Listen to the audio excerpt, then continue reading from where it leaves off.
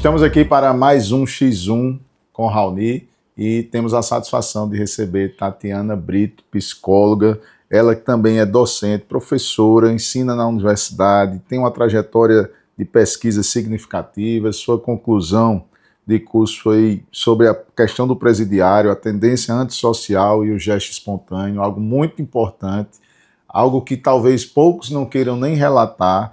Então, vamos conversar com ela. Seja bem-vinda, Tati. Vou chamar de Tati, doutora Tati. Alegria imensa partilhar um pouquinho com você. Me diga como foi. Você escolheu a psicologia ou a psicologia lhe escolheu? Eu escolhi a psicologia. Primeiramente, eu queria agradecer o convite, né, em participar aqui desse momento com você, principalmente, e respondendo a sua pergunta. Eu escolhi muito cedo. Nem pensava ainda como seria uma faculdade, mas sempre gostei de me relacionar com pessoas, de ouvir pessoas, de estar com pessoas. E acredito que antes mesmo de entrar no ensino médio, já pensava que queria trabalhar com crianças. Eu tinha uma dúvida se seria com pediatria ou com psicologia. Tinha um grande interesse em trabalhar com crianças com síndrome de Down. Cheguei a estagiar na época na faculdade, na FUNAD, e com o tempo, de fato, quando eu tive que decidir realmente, né, pela escolha profissional, foi a psicologia. E de lá para cá não parou mais? Não. Clinicamente e docente, ou só ficou clinicamente um tempo, ou parou a clínica, ficou como professora? Como foi essa tua história profissional? Conta um pouquinho para a gente. Duas curiosidades, né? Eu escolhi psicologia para trabalhar com crianças, mas hoje não é o público que eu atendo, né, no consultório. Mesmo? Não é. Trabalhei alguns anos, mas depois eu, né, fui pelo caminho ali para a clínica com adultos, casais, famílias e criança, de fato, alguns casos muito pontuais, né? E a docência também. Nunca pensei em ser professora. Ainda cheguei a fazer o mestrado como aluna especial, mas não era algo que eu tinha o desejo, sala de aula. E já estou aí há um tempo na faculdade ministrando aula, mas assim, como supervisora de estágio clínico, né? Então, a minha atuação na graduação, no curso superior, é como supervisora de estágio. Então, eu acompanho os alunos que estão ali na reta final no estágio clínico. E você enxerga que há uma demanda maior de alunos, é um curso que aumentou sua concorrência, é um curso que tem formado mais pessoas para atendimento. Isso é advindo na necessidade dos últimos tempos pós-pandêmico, ou você já consegue enxergar isso que é uma crescente continuada e que não tem mais fim, que a terapia, a psicologia, essa questão da saúde mental é a bola da vez nesse sentido? Quando eu escolhi psicologia, eu não tinha noção, né? Eu sabia que eu queria trabalhar com um público específico e fazendo aquilo que eu gostava. Hoje, já tendo aí quase 17 anos de formada, eu posso dizer que o curso de psicologia é um curso ainda em ascensão, né? Na graduação, na faculdade, ele tem crescido bastante.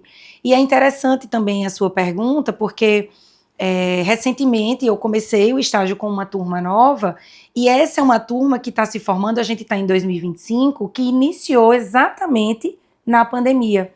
Então foi uma turma que começou a fazer o curso naquele sistema ainda online, né?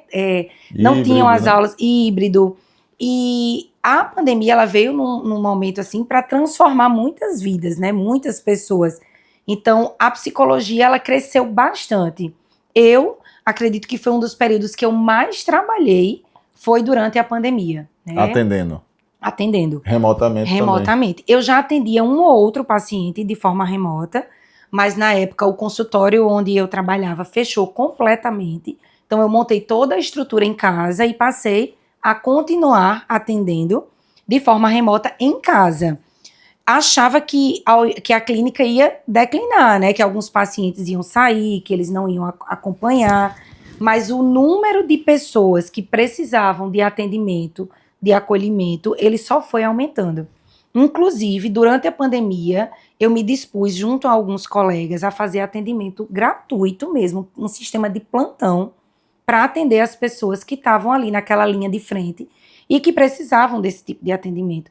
Então, assim, eu cheguei a atender médicos no repouso médico, que estavam ali exaustos, lidando, né, com vidas e que precisavam desse suporte. Então, de fato, é um curso que não só pela pandemia, mas que eu acho que pela mudança aí, pela configuração, né, e pela questão da saúde mental mesmo, que está, assim, sempre Em destaque, né, é um curso que é promissor, muito promissor ainda. Do ponto de vista da formação, né, você tem uma atuação na universidade, mas tem uma atuação também aqui no EPS, né?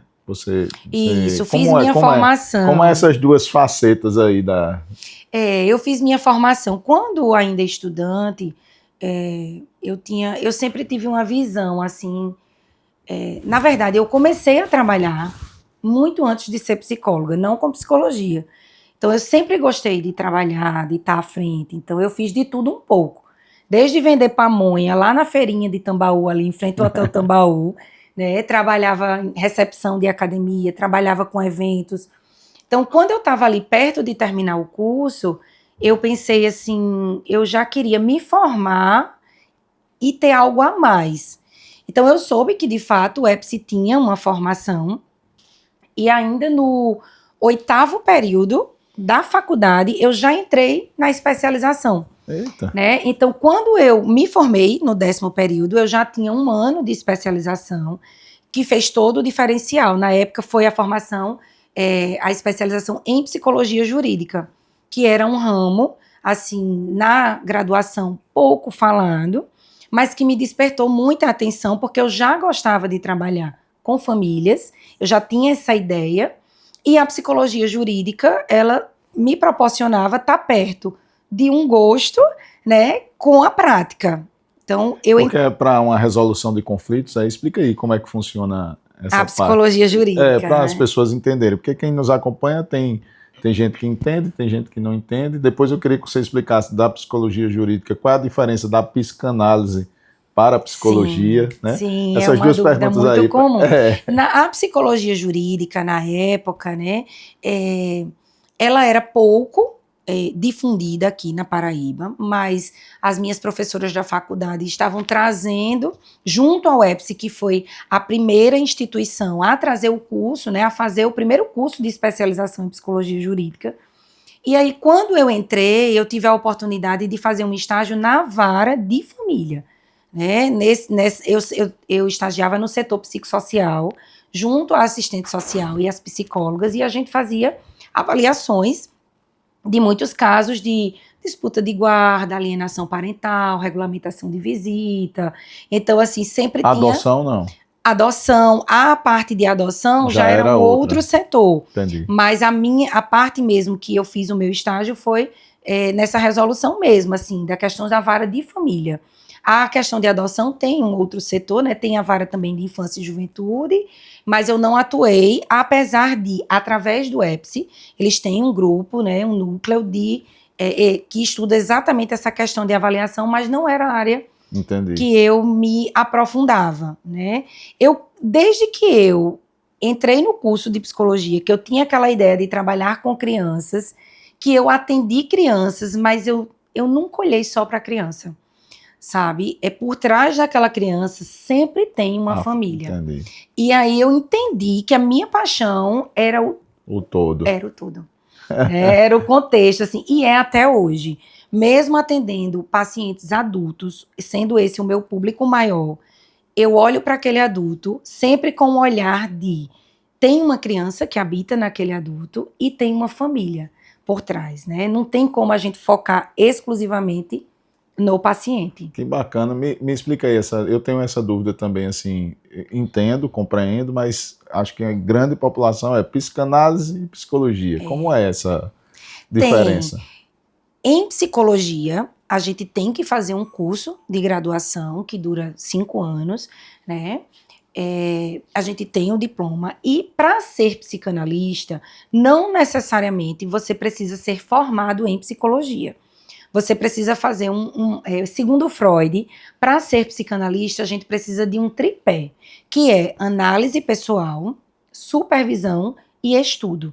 Então, mesmo eu sendo psicóloga, e fazendo uma especialização em psicologia clínica / psicanálise, eu não sou psicanalista.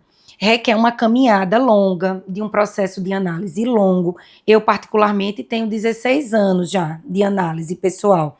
Requer muito estudo, formação, a gente poder estar associado, né? Não existe um conselho de classe de psicanálise, mas existem associações em que a gente faz parte, né, para esse percurso dessa formação. Mas, assim, eu posso me tornar um psicanalista? Posso, desde que eu tenha um curso superior e eu siga o processo de formação contínuo. Bacana, né? Bacana.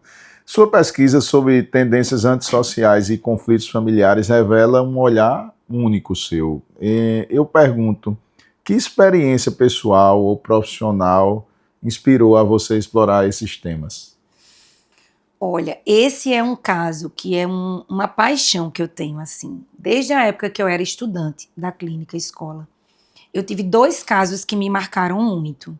Um dos casos me motivou a escrever esse artigo, né, publicar, apresentar em congressos, e era de uma criança que morava numa instituição aqui em João Pessoa, uma aldeia, né, que morava ele e mais 5 irmãos, né, com uma mãe social. E esse paciente, ele ia para os atendimentos na clínica escola da faculdade, acompanhado pela mãe social. E ele me trazia um mundo que era um mundo completamente do mundo real dele, né? Então, ele vinha para as sessões e ele sempre falava do pai, falava da mãe, trazia que a mãe trabalhava numa loja de imóveis, que o pai trabalhava também, desde que o pai era presidiário, estava preso, a mãe usuária de drogas, né? Morava com os filhos na rua e eles tinham sido, de fato, tomados, né, pelo, acho que uma ação do Conselho Tutelar, e tinham sido colocados nesta instituição. E esse paciente, eu fiquei com ele, assim, acho que dos 8 até os 15 anos. E ele vinha cometendo inúmeras situações, né? Pequenos furtos, uso de drogas, situações de violência. Então, acompanhando esse caso, me despertou, né, o desejo de um estudo mais aprofundado sobre a tendência antissocial, baseado no psicanalista, né, na bibliografia de Winnicott, e me motivou muito. Foi um caso que me sensibilizou bastante, porque mesmo depois que eu me formei, eu trouxe o paciente para o consultório, não cobrava pelas sessões, mas até que um dia, de fato, o título do meu artigo é O que você quer ser quando crescer? Aí a interrogação e o nome presidiário. E essa foi uma pergunta que eu fiz a ele em uma das sessões, né? O que você pensa quando crescer? O que você quer ser? E essa foi a resposta. E o nosso processo foi interrompido. Espelhado no pai, no caso. Que para mim era um trabalhador, trabalhava na polícia, o pai. Ele não era o que estava preso, ele era o policial, né? E sempre foi, até ele sair. Até ele sair. E ele saiu porque, de fato, né, ele já estava ali com 15 anos, ele cometeu um furto e ele ficou institucionalizado, né? Então eu não pude dar continuidade aos atendimentos. Depois eu ainda tentei entrar em contato, ele migrou para uma clínica de reabilitação, porque estava fazendo uso de drogas. Então, de fato, o que ele almejou como futuro para a vida foi aquilo que ele alcançou, né? Que história, viu? E lidar com essas realidades, ela não é fácil. Eu tive alguns contatos com as APACs em Belo Horizonte, que é a Associação de Proteção aos Condenados, que na verdade é uma área de ressocialização dos condenados, e eu via o quanto é importante ter espaços como esse que você ofertou, mas lógico que tem a decisão pessoal, né, de participar. Alguém considerando a psicologia como uma carreira, você descreveria o impacto de trabalhar com essas questões tão humanas e complexas? Como é que você descreveria isso? Tão complexo? É preciso muita análise, pessoal, muita psicoterapia para a gente sustentar, né? Como eu estava falando aqui, tiveram 2 casos que marcaram e o outro caso foi um caso que me desafiou enquanto pessoa também.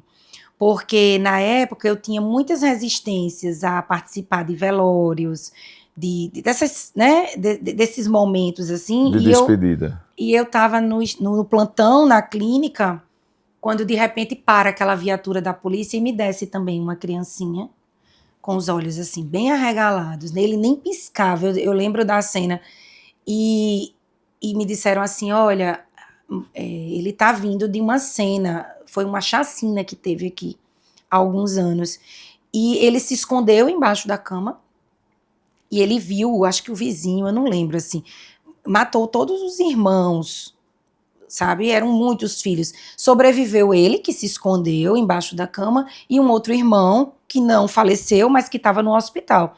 Então ele saiu daquela cena, debaixo daquela cama, e chegou ali no meu plantão, né? E eu lembro que, na época, eu como estudante, não tinha experiência. Então são situações que a minha, na época, não fazia análise, eu fazia psicoterapia, me sustentava, né? Até que ele me disse assim, tia, eu quero ver meus irmãos.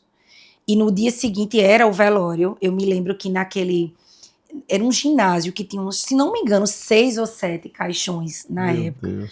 E eu fazia assim, isso é mais forte do que eu aguento, né? Minha supervisora me orientou, me acompanhou e eu fui. Eu ainda estudante, não era formada, e eu tenho a lembrança dessa cena dele agarradinho assim comigo. Acho que já tem também um bom tempo, né? Que eu tô quase 17 de formada. E eu enfrentei essa situação. Então, de fato, tem coisas na vida que não é só o estudo. Eu não tinha nenhum livro que me ensinasse como agir naquele momento. Não tinha teórico, né? Ali era o humano... O ser humano. O ser humano. Era o ser humano, né? E a gente precisa, de fato, estar muito bem preparado para isso, não ultrapassar os nossos limites, né? E entender qual é ali o caminho que a gente consegue tomar. Olhando você contando essa história, é fácil ser psicóloga de si mesmo?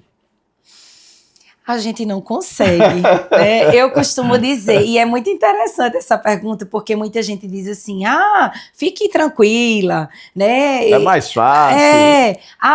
Mas Tatiana é psicóloga, e eu sempre digo assim, não, aqui eu sou amiga de Raoni, né? Aqui eu sou a mãe de Júlia, aqui, porque eu não sou psicóloga, eu me coloco como psicóloga em alguns momentos, mas eu sou Tatiana, né? Tanto que na descrição para fale um pouco sobre você, eu acho que se cada pessoa me descrever, vai me descrever sempre de uma forma diferente, né? Então a gente a gente ocupa lugares, a gente ocupa funções, então não tem como. E eu me permito, sabe?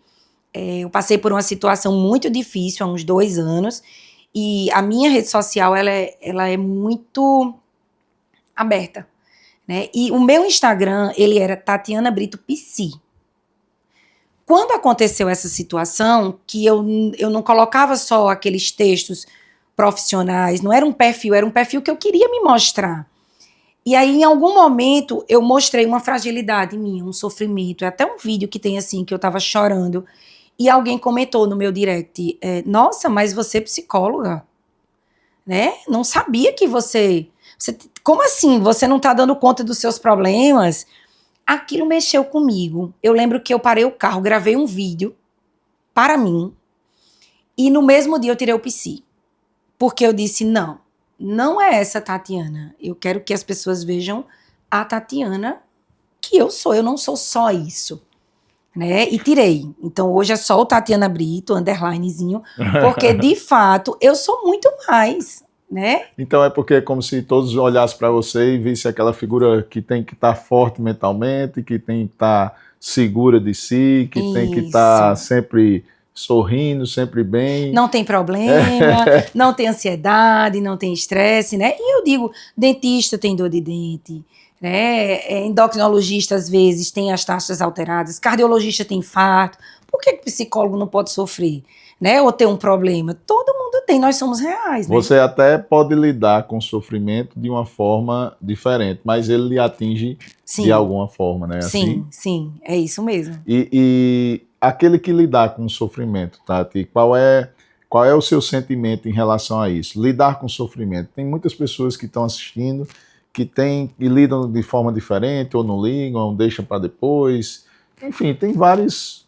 Você sabe melhor do que eu como é que cada um lida com o sofrimento. Como é que você lida com os seus sofrimentos?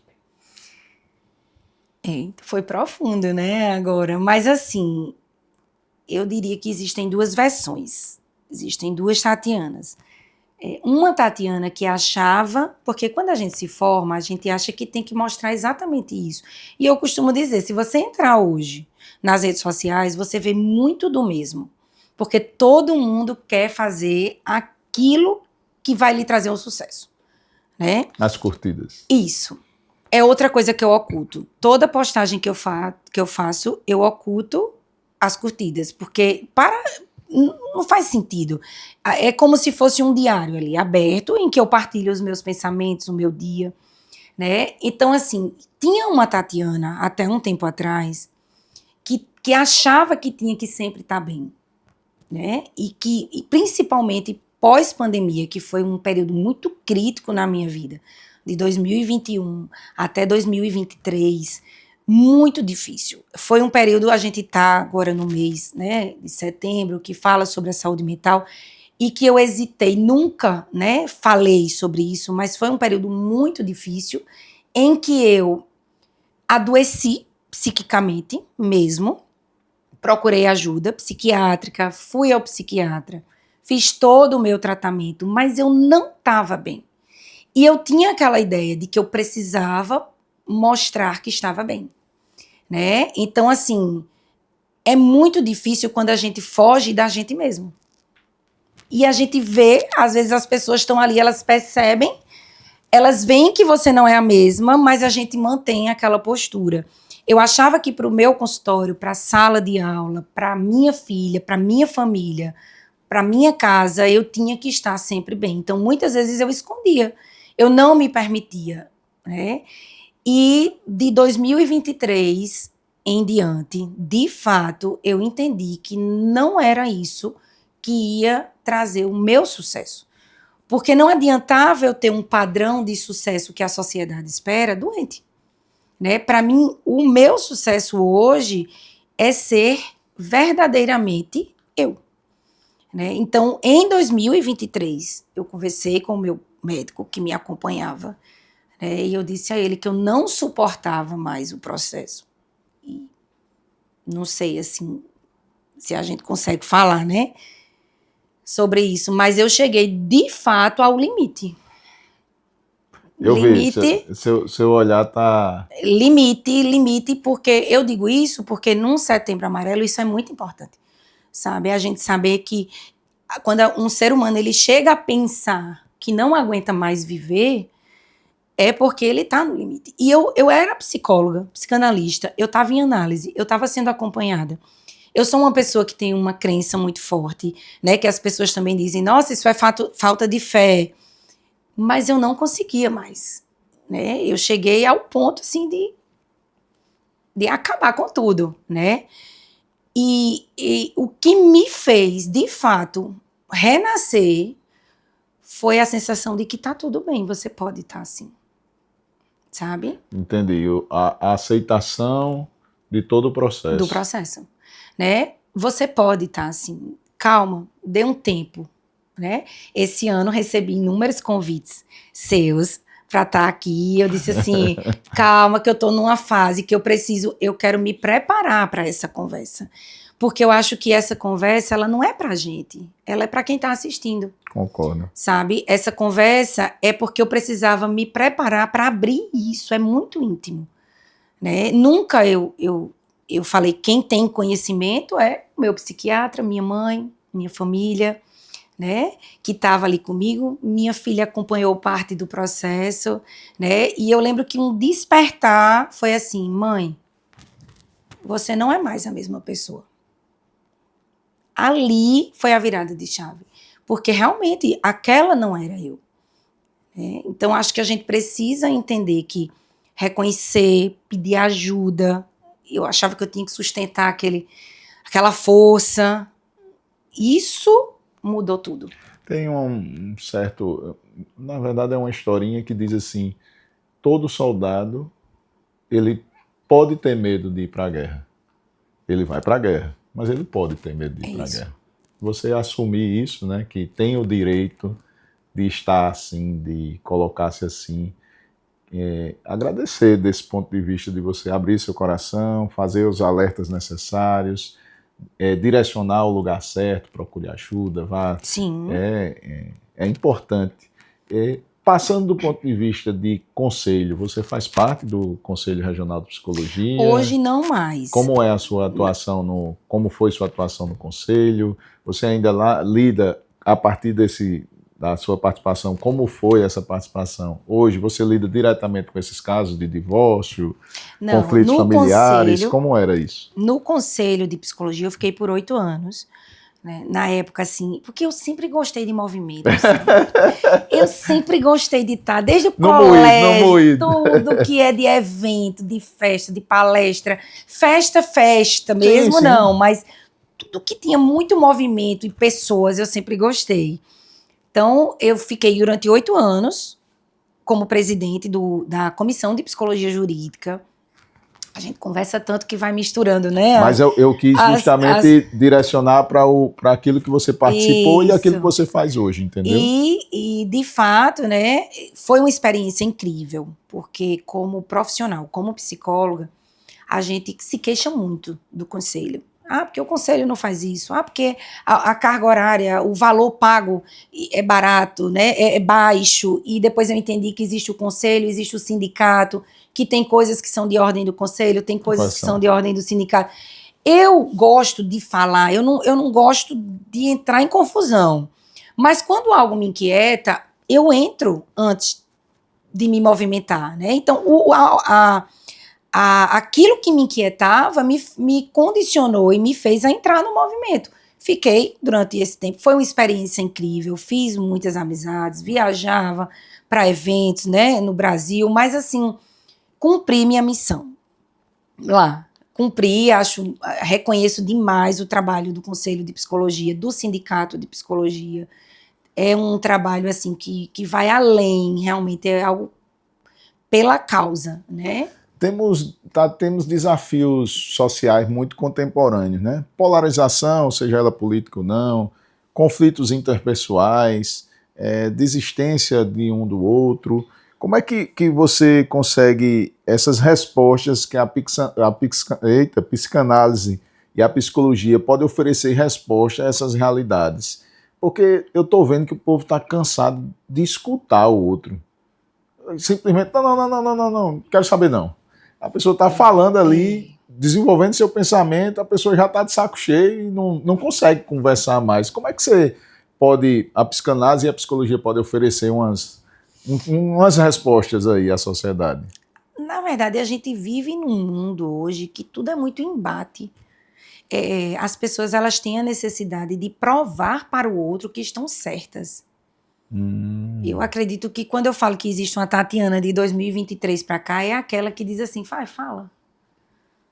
Sabe? Porque tem certas situações que não vale a pena a gente entrar. Então, é justamente essa necessidade de se mostrar, de se autoafirmar, de se colocar perante a sociedade, que faz com que a gente nem escute o que o outro tem a dizer. Eu realmente no consultório, eu acho interessante, porque a gente tem um tempo médio de sessão e tem pacientes que chegam e dizem assim, eu nem sei o que é que eu vou falar hoje. E depois eu tenho que estar dizendo assim, deu o tempo de tanta coisa que eles falam. Né? E as pessoas, elas têm essa necessidade. E isso não é só profissionalmente, não. Eu acho que falta um diálogo em casa, porque como tudo começa em casa. O Winnicott, psicanalista, ele já diz isso. Tudo começa em casa. Pronto, vamos lá. Um ponto aí na entrevista, e eu acho que aqui começa todo o caminho para a gente finalizar. Tati, por que tudo começa em casa? É a base. Né? É a nossa base. Pode desenvolver aí o seu pensamento. Eu quero que as pessoas prestem bem atenção, porque ou vocês vão ter sua família, ou vocês já estão com sua família, ou vieram de uma família, precisa fazer uma avaliação do que foi a sua família e aplicar agora na sua, porque tudo começa em casa. Agora eu gostei do seu modo. Essa é a frase que sustenta a minha clínica. Porque ninguém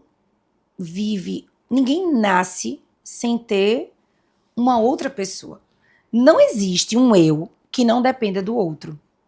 Então, se a gente tem essa noção, a gente começa a reconhecer, a valorizar, né, e a, talvez assim, respeitar o outro. A gente está vivendo num mundo em que a violência está tomando conta de toda parte, né? Seja ela psicológica, seja ela física, seja ela política, seja ela, enfim, porque a gente esquece que aquele outro, ele também tem uma casa, ele também tem uma história, um começo, né? Então eu acho que isso é o que muda o contexto completamente. Quando a gente entende, por mais que eu não goste de uma pessoa, tem alguém no mundo que gosta daquela pessoa.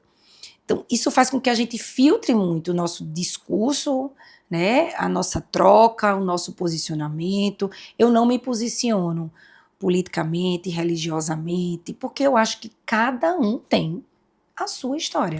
Me tira uma dúvida, as pessoas que estão em casa lidaram com muitos conflitos dos pais, ou estão lidando com os conflitos dos pais. Como é que pode ser criança, acho que mais adolescente, né, jovem, que pode assistir o nosso X1, tem interesse pelo assunto, como é que a gente pode auxiliar eles, porque sempre a gente cresceu em briga de marido e mulher, ninguém mete a colher, né? A gente sempre cresceu que cala a boca, menino, fica na tua, menino. Então, como é que a gente pode auxiliar as nossas crianças diante dos conflitos que existem, é natural que existem, mas às vezes o conflito fica muito grande, e aí a criança, eu já acompanhei vários, vai para a casa da avó, vai para a casa da tia, vai para a casa de um primo, enfim, tentando ali minimizar aquela situação. São muitos os conflitos, né? Você trata aí da família como base, imagina aí quantos não chegaram ao seu escritório. Sim. Diante da história que você já relatou. Como é que você imagina que a gente pode auxiliar, né, com algo concreto para a vida das pessoas? Quando é que eu preciso de terapia, Tati? Já quando tem esse conflito? Eu fui essa criança, né? Essa criança que ia para a casa dos tios no fim de semana minha mãe tentava blindar a gente dos conflitos existentes dentro da minha casa. Então, assim, eram 3 tios e somos 3 irmãos. Cada irmão ia para a casa de um tio, né? Porque ela tentava, de alguma forma, fazer com que a gente não tivesse acesso. Eu tenho um caso assim, eu sou apaixonada pelo meu pai, ele já faleceu, mas ele tinha uma dependência, ele bebia meu muito. Pai também, eu sei bem o que é isso. Ele tinha um perfil difícil durante um tempo, depois não. Depois de um tempo ele melhorou bastante, mas durante esse período mais conflituoso, né, em que havia uma dinâmica familiar muito difícil, essa foi a maneira que minha mãe encontrou, né? Era assim, vão para a casa dos tios. Eu fui essa criança. Então, quando a gente vê hoje a gente vê uma terceirização. Muitas pessoas colocam essas crianças nas mãos de outras, na tentativa de resolução do conflito. Não resolve. O fato de eu ir para a casa do meu tio não fazia com que o meu pai não bebesse ou com que não houvesse conflito dentro de casa. E todos nós temos. Que atire a primeira pedra. Quem tem uma casa com pai, mãe, filhos, que não tenha conflito. É até saudável que se tenha. Agora, a dose de conflito, até onde esse conflito interfere no emocional das pessoas dessa estrutura, dessa casa, é que a gente precisa ficar atento. Então, quando é que eu preciso de uma terapia? Na verdade, eu nem uso a palavra preciso. E eu tenho desmistificado muito isso também nos meus pacientes. Terapia é algo que a gente merece. Opa, pega essa frase aí, viu? Olha, você não precisa, você merece uma terapia. É verdade. Bacana, viu? Olha, agora você conclua. Eu já vou pedir o seguinte, a gente vai se encaminhar para o final, você vai dizer o merece, né? E você contou a sua história particular, né, do merecimento da psicologia nesse sentido, e deixa uma frase que possa ecoar aí no final do programa. Eu falo que a gente merece porque todo mundo fala muito em qualidade de vida, em saúde mental. A busca pela atividade física, ela é imensa. Todo mundo quer ter a sua melhor versão física. E a mental, ela ainda fica um pouco de lado.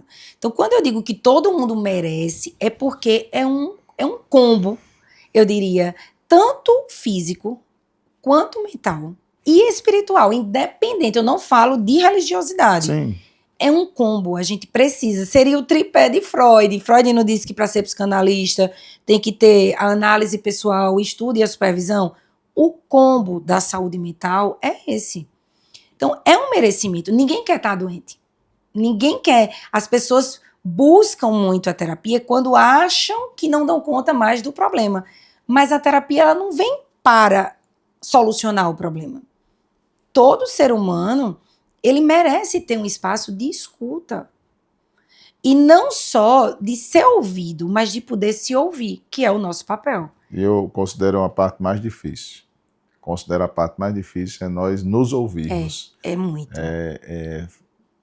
Vamos ficar em silêncio. Vamos dizer que a gente fizesse um silêncio aqui. Mas minha mente, ela está barulhenta o tempo inteiro. Então, é difícil exercer esse papel de ouvir, porque você precisa ficar em silêncio. Tem uma frase que eu perguntei no meu Instagram que diz exatamente isso, né? Quanto barulho existe no seu silêncio? Porque quando a gente silencia, a gente escuta muita coisa, né? Muita coisa, é isso. Tati, obrigado. Deixe seu perfil nas redes sociais para as pessoas seguirem. É o Tatiana Brito, THTYANNA, Brito com 2 T's, _.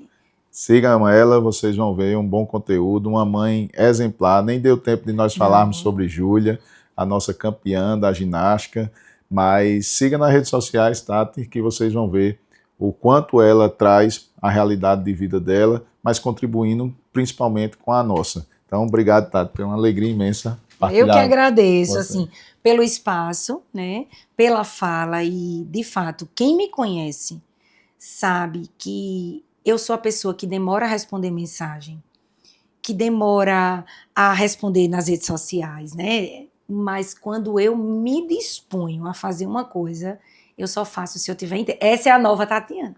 Eu não faço mais nada pela metade.